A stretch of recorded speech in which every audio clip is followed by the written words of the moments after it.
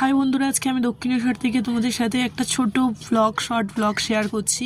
তোমরা তো দক্ষিণেশ্বর মন্দিরে যাও, ঘোরো, সবাই আসো, তার সাথে আদ্যাপীঠ তোমরা হয়তো জানো না, এখানে একটা জাস্ট 1 মাস হচ্ছে একটা নতুন কাটিবাবার আশ্রম বলে একটা আশ্রম, যে দ্বিতীয় বৃন্দাবন বলতে পারো তোমরা, ওপেন হয়েছে। তো তোমরা দক্ষিণেশ্বর আসলে আশ্রমটাও ঘুরে আসবে।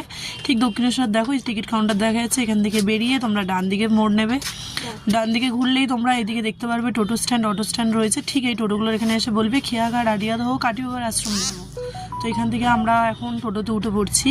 আর তোমরা এই টোটোটা আদ্যাপীঠ হয়ে যাবে, তোমরা পারলে আদ্যাপীঠে যদি মনে করো আদ্যাপীঠ থেকেও তোমরা কাটিবাবার আশ্রম যেতে পারো আদ্যাপীঠ ঘুরে। এই দেখো এইদিকে রাস্তাটা আদ্যাপীঠ, আর এই মোড়টাই হচ্ছে আদ্যাপীঠ মণিকুন্তলা স্কুল।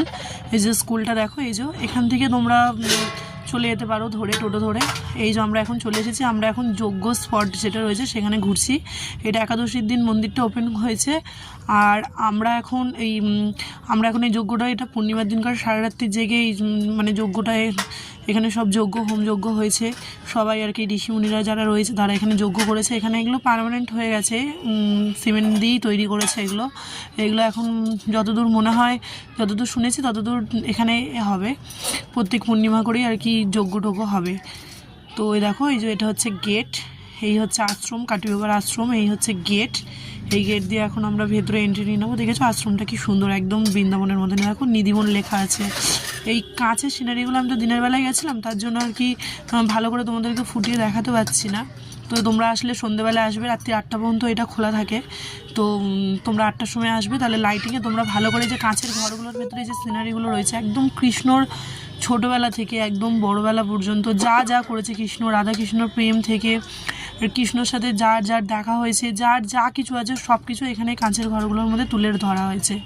এরকম বড় বড় আর কি শিব ঠাকুর, দুর্গা ঠাকুর, এদেরও কটা এরকম বড় বড় মূর্তি তৈরি করা আছে। এগুলোর সামনে দাঁড়িয়ে তোমরা সেলফি তুলতে পারো, ফটো তুলতে পারো। একদম গঙ্গার ধারে মনোরম পরিবেশ, সেখানে এরকম আর কি যে যাচ্ছে সবাই গিয়ে এখানে সেলফি তুলছে।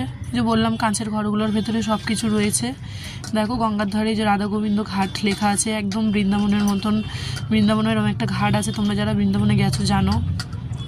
পুরো একদম গঙ্গার ধারে মনোরম পরিবেশে তোমরা গেলেও আর কি তোমাদের মনটা আর কি একদম শান্ত হয়ে যাবে, মানে গেলে তোমাদের সত্যিই খুব ভালো লাগবে। তো এটা একটা নতুন স্পট তৈরি হয়েছে। তোমরা দক্ষিণেশ্বর আদ্যাপীঠের সাথে সাথে এই স্পটটাও এবার থেকে আসলে এখানটাও একটু ঘুরে নেবে।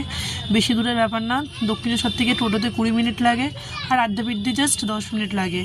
আড়িয়াদহ খেয়াঘাট কাটিবাবার আশ্রম, আশ্রমটার নাম হচ্ছে কাটিবাবার আশ্রম। এই যে এটা প্রেম মন্দির তৈরি করেছে, দেখো তোমরা প্রেম মন্দিরটা কি সুন্দর তৈরি হয়েছে।